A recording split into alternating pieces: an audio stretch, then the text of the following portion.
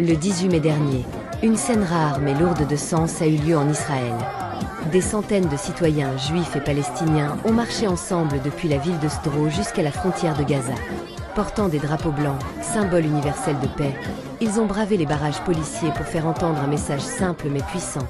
Stop à la guerre. Stop au massacre. Un manifestant présent sur place a livré ce témoignage fort.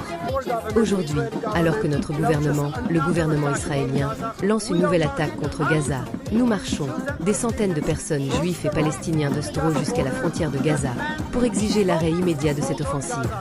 Nous disons stop à ces tueries horribles d'innocents, d'enfants. Nous exigeons de notre gouvernement qu'il signe un accord de cessez-le-feu et un accord pour la libération des otages. Nous sommes ici pour dire très clairement, le public israélien ne soutient pas ce gouvernement. Cette guerre ne peut pas continuer. Elle n'a rien à voir avec notre sécurité. Elle ne sert qu'à annexer encore plus de terres, à construire plus de colonies et à déplacer les Palestiniens de force. Et nous ne laisserons pas cela arriver. Mais quelle a été la réponse des autorités?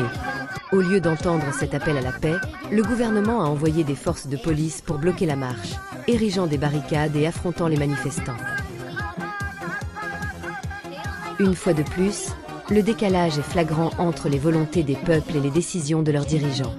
Ce ne sont pas les citoyens qui veulent la guerre.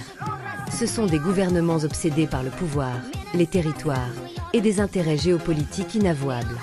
Aujourd'hui, comme hier, les peuples appellent à la raison, à la paix, à l'humanité.